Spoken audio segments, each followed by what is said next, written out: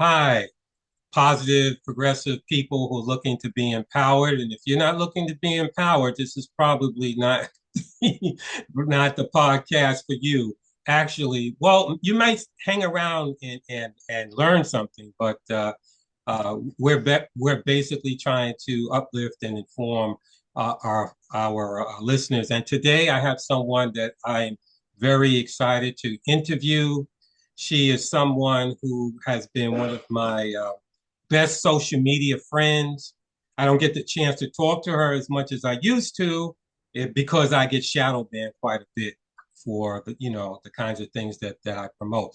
But today, what we want to do is talk to her. She has extensive experience as an activist, and this is Women's History Month, empowering women, and also she has a lot of experience working in the technology field.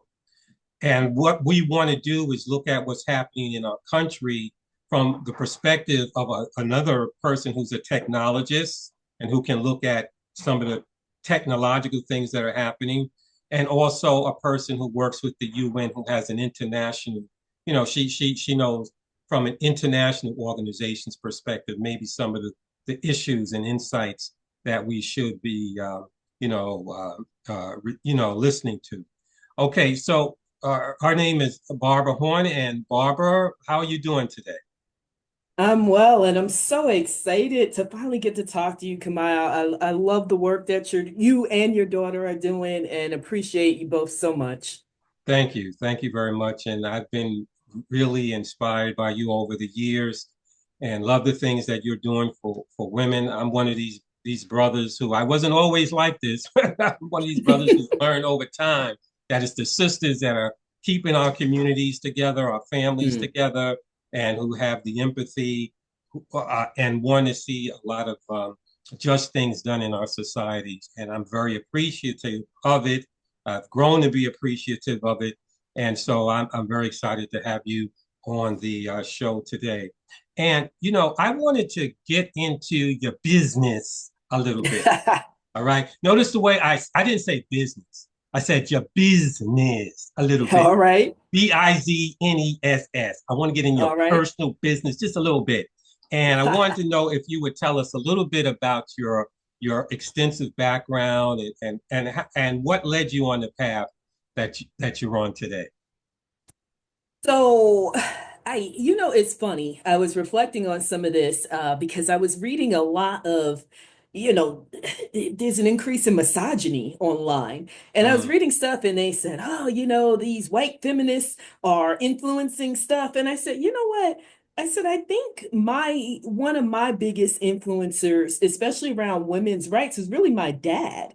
I said, my mm-hmm, dad was what we now call a girl dad, right? He was mm-hmm, always very encouraging. Whenever I said I wanted to do something, he would find a way to help figure it out for me. He was mm, a truck driver and a business owner. And I mm-hmm, said, oh, Dad, I was little and I like sitting up high in the trucks. And I said, Dad, I want to be a truck driver. And he said, I think you should be a lawyer because you're very smart. That's something he would say. He was like, but there's a woman truck driver out here somewhere. He would find and introduce her to me. Or, we took a trip and there was a woman pilot. He said, Barb, you got a woman pilot. This plane is going to land better than it ever landed before. So mm, I think in terms of women's rights, I think he and my mother mm, were some of my biggest influencers. And, mm, because they just let me think. They let me ask questions. They let me play in the dirt, even though they didn't, weren't excited about it, mm, or encourage me to get a good education. So I think that uh, combined with my education, I went to an all-women's school, all-girls school in Princeton, Stewart Country Day.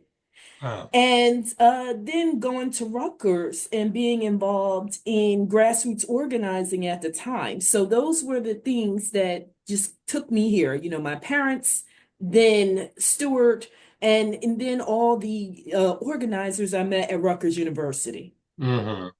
Wow. Shout out to the other girl dads out there. That's right. I know That, you're a girl dad too. One of the things I appreciate about you. Yeah, yeah. Well, it's interesting. I'll just quick digression. It's funny how, you know, when she was younger, I'm trying to inspire her and things like that. And now she's inspiring me. Exactly. And she gets on my case and she said, Dad, you can do this and do that, and we can do this and we can do that. And it's very encouraging. It's Exactly. amazing. Well, I wanted to ask you that's a good background of your family and things. But what inspired you to become like a go into technology and become an activist? And how do you sort of how do you integrate the two? So the technology came more out of necessity. So I was always a math and science kid. Like I said, I Mm, went to Stewart and they promoted math, science, leadership, and they did a good job with that. And the technology came because I needed a job, I needed to work. hmm And, I went to Rutgers and I got involved in all this activism and organizing and stuff. But we didn't always have, well, we never had money, right? As grassroots organizers. And, you're always under resourced. So I used to live in the computer lab. Like they used to laugh at me. There were a group of guys, some I'm still in touch with on social media. They used to laugh at me. I was in the computer lab so much and I didn't know what I was doing. I had no idea.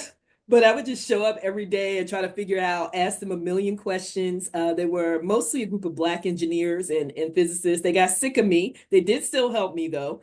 And so I learned some of the tech skills out of necessity for some of the organizations I was in, so we could do things like hmm PR and make flyers and stuff like that. So that's how I got moved into tech.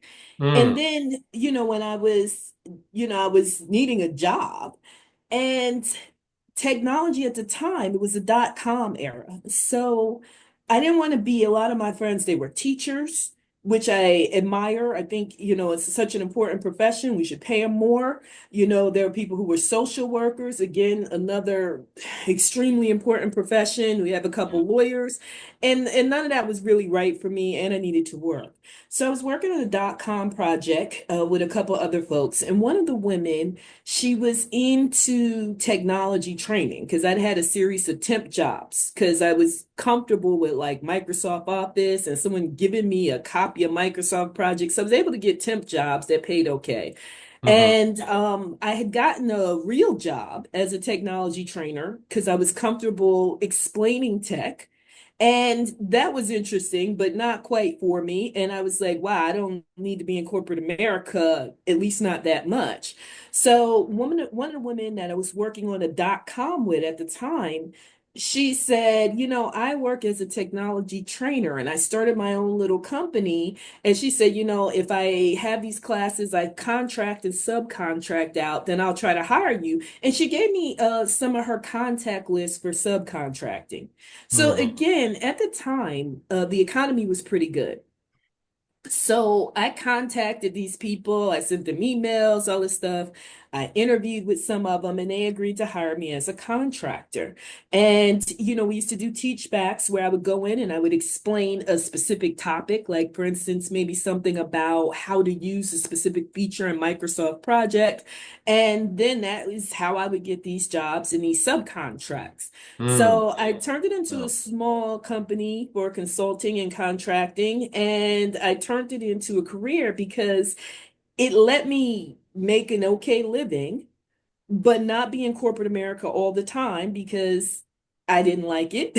hmm And I had my own projects, like we were doing spoken word poetry and we were doing organizing and we started a little publishing company. So I had all those things I wanted to work on. So it gave me a tiny bit of flexibility, but more so, I'm like, I don't think I would make it in corporate America, not for lack of skill, but because I don't like some of what I see. And, Exactly.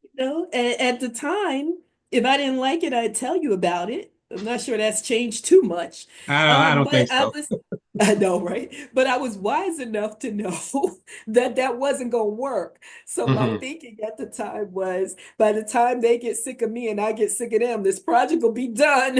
We can wrap up and go on. So I've worked like that for a couple decades now, and I got that part right. By the time Hmm. they got sick of me or I got sick of them, it was time to wrap up anyway. And and I could deliver. Like I had a skill set, I would hone the skill set, I would learn new tech. I would keep updated abreast of that. And it led me to go to a lot of different corporations and learn a lot about America corporations and different industries, like learn about finance. So I would take every opportunity to learn more. So that's how I got started in the tech. The Hmm. activism was just kind of, or the organizing was really kind of going simultaneously. So at Rutgers, at the time when I was coming in, there was a guy named Fran Lawrence. He was the president of Rutgers University, and he Hmm. made some disparaging remarks about Black people and intellect. And it was a time when a book was out, because we made national news for this. There was a book out that was insinuating that Black people were somehow less intelligent. Hmm. So his comments in that book, it kind of set off a firestorm. And there were a lot of the same usual arguments that we would have about tuition hikes and things like that. So it set off a lot of activism at Rutgers. And that was something I was directly involved in through being in an organization called Black Women's Association for Black Unity, which was a sister organization to 100 Black men. And that kind of Hmm. spearheaded me in that direction that I was kind of already going into. Like I mentioned, my parents was always encouraging, and they would do community service. And the school I went to, Stewart Country Day, they promoted, and you had to do community service as part of your graduation. So that all took me there. Yeah, right, right. That's a lot. Yeah, yeah. Well, I'm here for it. I've always, wondered about you, and a lot of my guests, I like to know about the background and what helped to shape them as the people who step out of their comfort zone and try Mm. to do something in society against the odds. Um, as- and it's interesting to me how I was also in tech, but I was like a field engineer. And I liked that job because I wasn't in the office dealing with the office politics and the Right. microaggressions and all that kind of stuff. You know If exactly I what can I'm make talking good about. money out here and go fix computerized telephone systems and things like that, and I get there, I'm a hero and I fix things and hey, everything's great. That's good for me. The rest of the Exactly. stuff in the office, I couldn't take it. I couldn't I take it. know. Because I I mean, know. in these offices, man, there used to be women. They would see a woman, "Hi, how you doing?" Or they would see a guy, "Hi, how you doing?" And as soon as they walk away, I hate that person. I'm like, this is not for me. This Exactly, exactly. I mean, it was so much like you just like you mentioned, silliness, drama, the microaggressions, and it's just like you just wonder, hmm. you're like people, there are some important jobs, but you're like you're taking yourself a little bit too Too seriously, serious. like of course you should go and do your job well, of course you should, try to be courteous and stuff. But it's like some of the cutthroat things you would see, and Hmm. you're just like, and then being Black in those spaces, I was just Yeah, like, yeah, I'm not cut out for this. But it was yeah. interesting to learn about it. I'm so glad like consulting afforded me the opportunity to just learn about corporate America because it's so important, even as an organizer, to not talk about it just from, seeing it on TV, but being in it Hmm. and seeing it up close and seeing where you think works because there's some things about business that works and, Oh and yeah, what you think don't, yeah. so I really appreciated that opportunity. Right, exactly. And as far as opportunities, like I talked to my daughter, and we're trying to get her into different business things. Actually, she's helps me in my business, but Right. she's starting to do her own business things too. But Awesome. yeah, but I told her. she's in a program, a vocational program at the same time. I said, well, maybe you should go and work in some of these stores and do everything, other things, Hmm. because it'll put the fire behind you when you find out, you see how tough it is and dealing with people and all that. Once you get into business, it'll make you really want to, work hard in your business. You want to go It back. does. It does. I mean, you can learn it in a classroom and that is important, but Mm, being in it just really you say, "Oh, okay, this is what they were talking about," or you start to see it just from different perspectives. And yeah, I exactly. agree. It's important. Well, can you tell me about your the work that you're doing with the UN and different, I guess, organizations or agencies either related to or a part of the UN? Sure. So there's an organization named Athletes United for Peace, and they're a 501(c)(3), so not for profit, and what's called an NGO, a non-governmental organization. Now, they're an NGO in what's called consultative status with the United Nations ECOSOC, so the Economic and Social Chamber of the United Nations. So Mm, that's all a lot. But what it does, just to talk about the consultation with the UN, is it allows us to do things like give expert or lived experience, as I like to say, information about what's going on in the world of some of our community athletes and some of the people that we work with in the community to the UN by either writing a statement or submitting various statements to various different entities within the UN, uh, giving some sort of what they call an intervention. So you can sometimes come to the conferences and you can speak for usually 3 to 5 minutes.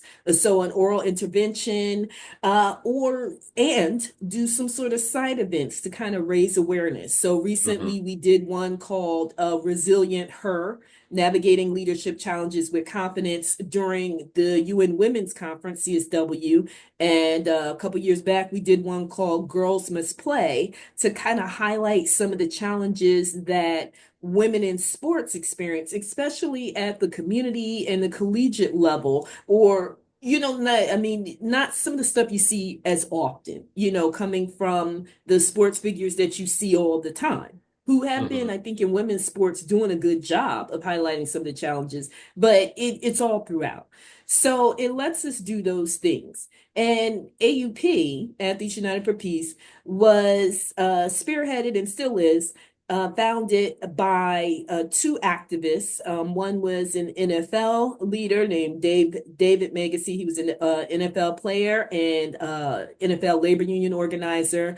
And my friend, Olympian world record holder, a guy named Philip Shinnick, who's also a scientist and just all around organizer activists. So they are still involved in the organization with a group of other people. One who's the CEO, a guy named Steve Yellen, who does a great job with a guy named Russ Bradberg, and they run a camp down on the border hmm in Texas, in El Paso, called Basketball in the Barrio for kids, and they do some other after school activities. Wow. And there have been a host of other people that have worked along with them along the way, and they've done a number of activities in the community in Chicago, in Nigeria, in the Bay Area, Hoops for Peace, Midnight Basketball, down in, oh gosh,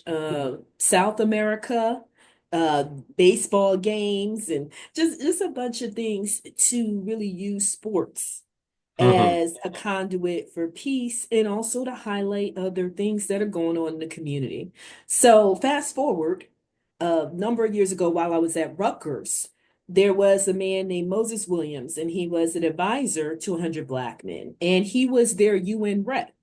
And he was always trying to get us involved in UN, and we were all like, yeah, sure, whatever, right? So he had connected with me around technology because at the time I was involved in tech, and he was from a time where you struggled to read your email and turn your computer on. So, that was that was the connection there. And also I was doing work around police brutality. And he Mm, said, bring this to the UN. So I said, fine, I came, and I think I had given an intervention, and it got on UN radio or something like that. Unfortunately, I want to say around 2015, he passed. And before he passed, he said, hey, can you go to the UN for me and pick up some of this work? So I said, well, what exactly do you do? And he said a lot of stuff. I said, okay, we've been doing stuff, but what do we do? And he was like, do whatever you want. I said, okay. I said, well, don't tell me that. I'm a creative, so I'll start, going all over the place and painting all outside the lines. And he said, well, do you? And the funny thing, he wasn't very much the feminist or, girl dad type, probably the mhm, opposite. I said, so, it's going to be some, women's rights there. He said, well, I know who I'm dealing with. So when he unfortunately passed, I really became friends with Phil Shinnick, and I picked up as their UN rep, and they added me to the board, and I've been doing that kind of work ever since, and trying to connect with other people in the community to highlight some of what's happening, whether they're an mm. athlete or not, what's happening in the community. And Right, so right, that's how we got here. right. And can you tell me about, because in doing my research on you, I noticed that you are doing some things associated with the UN and empowering women. So every year I try to do at least two things. Okay. The basic would be to make some sort of submission to whatever the theme is that they're covering for CSW. Now, CSW is a 2-week conference that happens in March at the UN, and it's called Commission on the Status of Women. And this Mm, commission mm, are a group of what we call member states. I'm going to call them countries to make it easier to understand. I'm going to say a group of countries that get together and look at what's going on with women across the globe. Now, there's a document. It's called the Beijing Declaration. And the Beijing Declaration is the main outcome document from the conference in Beijing. I want to say in 1995. Hillary Clinton was one of the famous speakers there that really took on the importance of things like women reproductive issues and violence against women, and making sure women had education and equal opportunity and weren't stuck in child marriages. So this Beijing Declaration took on all of that, and the world came around it, and they try to look and review it and review different aspects of it every year during CSW, this 2-week conference, and ask the question, how far have we gotten? What did we get done? What more do we need to do? And it attracts, I want to say, about 15,000 people over that 2-week period. wow. So there's usually a call for a statement. So I try to gather the different people that I work with, again, some of the athletes, some of the uh, people that are working the community, see if they want to make a contribution, since that's something that we can do.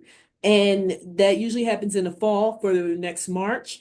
And when we can, we try to do a program to either make a contribution to the community. Like this year, the goal was to talk about resilience and leadership and offer some concrete examples of women leaders being resilient. And we have some great ones. I'm going to send you Right. the link Mm, about yes. people, coming up with creative ways to deal with the shortcomings of finance, which we all have in our organization, or Hmm. working through health issues while being a woman leader.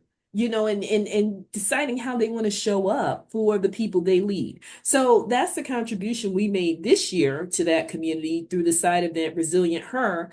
And then other things, like I mentioned, Girls Must Play, which was a panel discussion we did a few years back where Jane Kennedy came and moderated for us. And we were able to highlight some of the issues that were happening with women athletes, again, at the collegiate level and at the community level. And it's a great panel, and it's out there on the website. Hmm. So That's what we're doing around women and women's rights, or as I like to say, really raising awareness. Right, exactly. And I did see some of the videos yesterday. I was very impressed with them. Oh, You know, thanks. yeah, I did take a look at them. Well, Barbara, you probably don't have a drink in front of you. Probably should have told you to get a drink in front of you because I'm going to ask you some very sobering questions right now. Um, I've been an activist for many, many years, starting out in Brooklyn and then Queens, New York, and that kind of thing. I've never worked with the United Nations like yourself. And given the present political climate, because I know both of us have supported progressive politicians in the past, but given the climate that we're in, where we see like a techno oligarchy, that's the only way I can describe it, taking over the United States. And not only that, I see that they're influencing other parts of the world too. Uh, your perspective as an activist, do you feel that there's anything that we can do both nationally and especially, internationally with the UN to address what's going on? That's the question I would wake up even before the nonsense that we're experiencing. I would always ask myself that question. I'm like, what all can we do? What can we do? I tend to think here in America, one of the most important things we can do is understand what rights we have and exercise them. Because I really Hmm. felt like there was this strong current of what I call misinformation, disinformation, and exaggeration Yeah. that influenced us to not vote or vote in the direction that contributed to this problem. Hmm. So I feel like one of the first things we can do is really try to understand the connection between ourselves and policy. Mm. We've had things like labor. I when I finally got around to finishing my degree, it's in labor, and even though it's so far off from tech, I love labor. I ended up loving it, so somehow landed in the right place.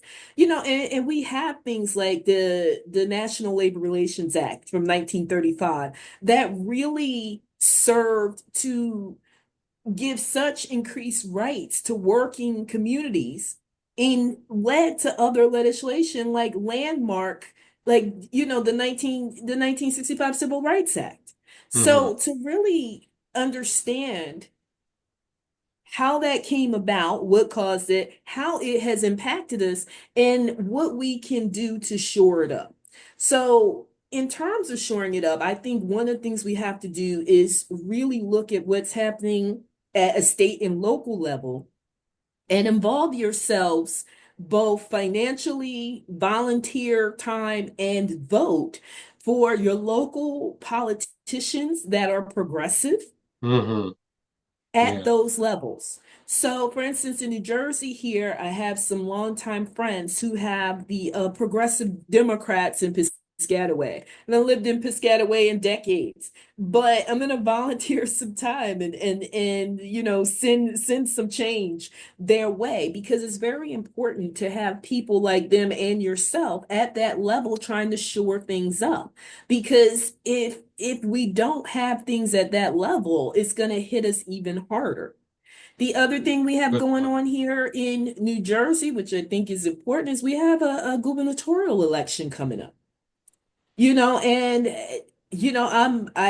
I believe in voting for the direction that I want things to go. Hmm. So I don't always end up with the candidate that I want, obviously, but I do look and I say, who's going in the direction that I think this country, this state, my community should go, and who can win.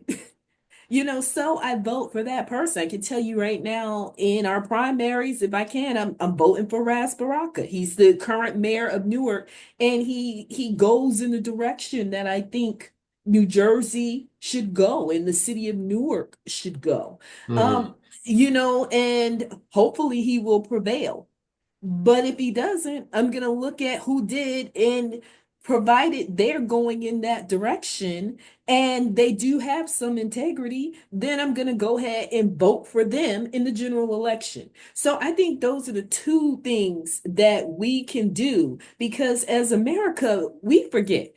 And now people are able to see it. This country has a lot of power. So we influence a lot of what happened across the world. So our vote doesn't even just have to be for us in our community, in our nation. It also influences what happens on other parts of the globe. So we might want to understand that so that we can vote for the direction that we think the world should go. We want a more equitable world, and we miss one of the simplest things we can do, which is understand what the issues are. And now you can use Chat GPT to help you understand it. So you can talk right into your phone and have it talk back to you.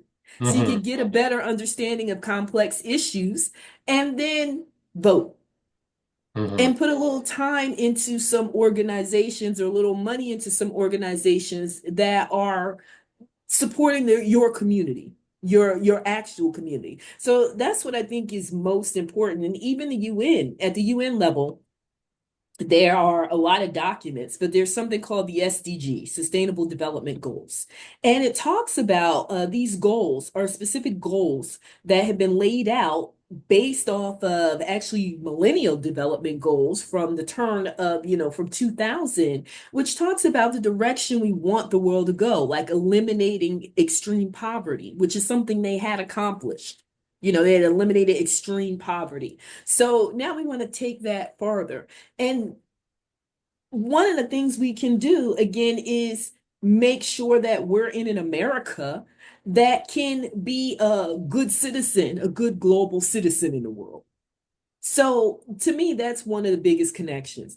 Now, it's funny because I say all of that and to think about, your question, when I go to these things, I also think, because November was so hard, as you know, I'm sure we were crying together, it's like November was so hard. And I looked and I said, it's a wrap. Where else in the world can I go? Where else can I be? I've had So those I thoughts. don't yeah, I don't rule out that possibility. Hmm. Hey, there are other places in the world. But then, but then I look at what happened with South Africa and the shenanigans in DC and them trying to pull some of the funding that we share with South Africa based on South Africa trying to govern their country in a way that is more just to the people that are there, the majority of people. And I'm like, so there's nowhere for us to go, huh? I guess we're gonna have to stay here and fight. But all things on the table, we can use that UN platform to connect with other people across the world. There's one more important, very important document and conference coming up. The document is called the Durban Declaration. And Durban Declaration came out of 2001 conference against racism. And two outcomes from that conference and the Durban Declaration is the working group of experts for people of African descent and the permanent forum for people of African descent. And we're in the second decade for people of African descent. So that means that globally, in about 2 weeks, there'll be a conference with a few thousand people of African descent, Black people, as I would like to describe us in the US, coming together to talk about issues like reparations and the impact of AI on our community. And so you're not going to solve those problems at that conference, but you can convene, you can connect, you can look at other opportunities that we may be able to build on, projects that maybe we can work on. So I think that should be on the table as well. Using those mechanisms to connect and figure out how we can support each other globally. Right, right. Well, I think it's poetic in the sense where I talk to you about the UN, but then you sort of talk about the synergistic relationship of locally being involved in politics and how that can impact us internationally and vice versa. You know what I'm saying? We can't just run to another place because that was my analysis too. If I run to Africa, if I run to the Caribbean, who's running the economies there? You know, the same people. You know what I mean? So might as well fight them here. But uh, a last question I still want to ask you, and it flows from our discussion so far, and from listening to you, I understand that you have an interest in what some people would call, quote unquote, the working class or labor, but you're also equally concerned about what some people would call identity politics, right? Black people, our conditions, not only in the United States, from what I'm hearing from you, but throughout the world, you know? And what bothers me is that I sort of see this rift in progressive circles where some people they want to sort of ditch the identity politics because they're saying it's I'm sorry, divisive is the word. And but then, like me and other blacks, and I feel that labor is very important, universal health care, all that stuff. I equally agree with them, but I don't agree with not talking about the issues of blacks, people of color, marginalized people, people outside the norms. I think we can integrate them and create a majority of people, many of whom didn't vote. But if we champion the right issues, I think we can get them together. But if some people they'd rather just throw away what they call in their identity politics and just I guess they feel they can appeal to more people in MAGA and the right. And so me as a black person, I just sort of feel again that we're being just thrown, our issues are being thrown to the side, and we're just like collateral damage for other people to have a better life. Yeah, we'll get, some things out of it. But still, I mean, you could have a minimum wage of $30 an hour, but if and even good health care. But if if still blacks in this country have like 3% of the wealth of the United States, right? Mm-hmm. And you know, black businesses, you're a business person, we get less than 1% of venture capital, and our communities are targeted by banks with predatory loans and all kind of charges, bank charges and everything. But yet we don't get any loans as anywhere near as many loans for homes. So we're still going to be impoverished, even though the labor is going to get higher wages and better medical care and that kind of stuff. We're still going to be in a position where we're being hurt economically. Systemic racism is not just about police brutality and other things which are horrific, but the society at large is just created in a way which holds us back. And they're Right. projecting in 20 years at the rate things are going that black wealth, median wealth will be zero in the United States. You know, have you thought about maybe how as progressives we can integrate these two things and still have a viable political movement?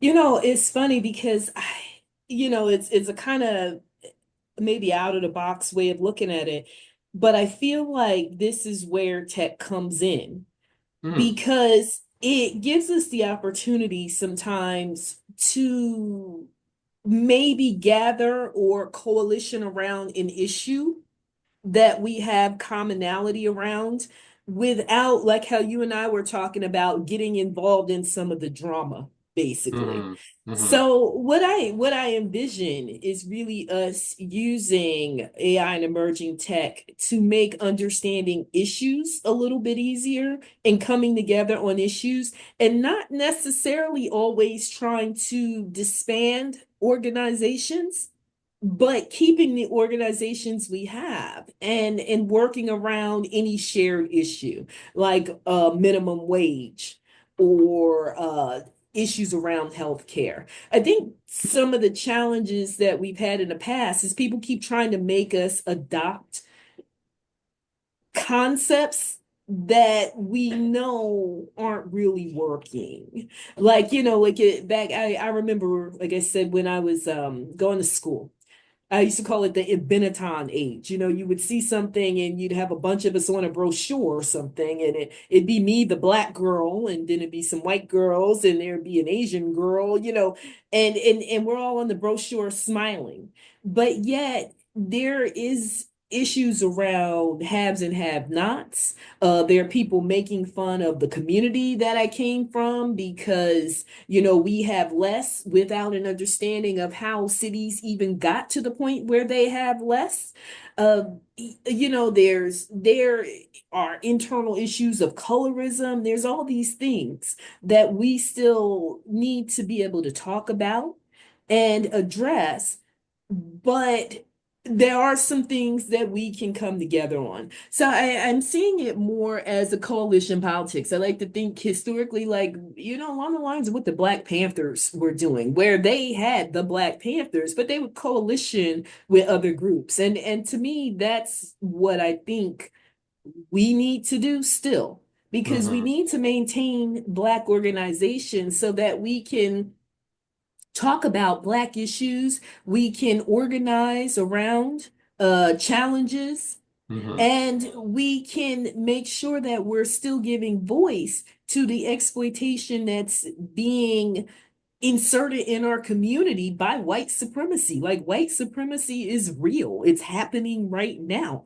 So it's like to act as if, we just need to focus on something else Hmm. without looking at how white supremacy moves wealth into white hands based on Black exploitation is almost like a joke to me. So Hmm. I'm all in the simple of come together where we can on some issues, but we still need the organizations we have, and we need to be strong and as effective we can as they can be. And I feel the same way even within the Black community. If you have your organization, keep it. Keep your organization. But where can we align to move some things forward? So that's kind of how I see it. And I see us really using tech in having the ability to lay out issues that affect us quickly with clear understanding so we can know what they are out of the filter of the news media and stuff like that, and then be able to act on them or act Exactly. against them in some cases. So that's kind of what I'm seeing. Right. Right. Well, how can people support your efforts and things, the organizations that you're working with? Simplest way, if they're on LinkedIn, send me a LinkedIn connect. I feel like that's one of the simplest ways to do it. With all the tech in the world, I've been simplifying. Hmm. LinkedIn, uh, it's the easiest because then you can see what it is everybody's kind of working on, and where their backgrounds are for business. In terms of the organizational work, LinkedIn will work fine for that too. But also, I do have a site I can send it to you. It's called engage.com and engage.org. And right now I'm still playing with what it's gonna look like, but I'm at a prototype. So once I get farther along, of course, you'll be one of the first people that I'm sending it to. But on ngaage.org, there's a little link that says connect, and you can, send a little form or whatever, and then we can go from there. So LinkedIn, easiest way. Right. And I want to let our viewers know that we will include these links. I'll get the information and make sure you have it so that you can click on the links to her Instagram page and to other resources that she has. They'll be on our news blogs. They'll also be it'll be in the description of our YouTube channel. and we want to make sure people can connect. And if you like this type of information, please smash that subscribe button, free subscribe button, and also, you know, we'll have some links to some of our news blogs and our newsletter so you can get this kind of information on a regular basis. Well, Barbara, thank you for taking time out of your busy schedule. It's been a blast really talking to you and getting an update on what you're doing. And now I'll have some links that I can follow you and keep up with what you're doing. And, it's just been an honor and pleasure to interview you. Thank you very much. Thank you. And thanks again for all your work, you and your daughter. I honestly am inspired just seeing you guys. Every time I see you guys working on stuff, it makes me smile and it makes me think of me and my dad. And it's just wonderful. So thank you both. Thank you very much. Okay, so we're going to sign off, and we'll put this up on our YouTube channel, and we'll create a page on the Scoop on Black News, the Black News Scoop, and our other flagship publications. So, Barbara, good evening and enjoy your weekend. Thank you. Thank you.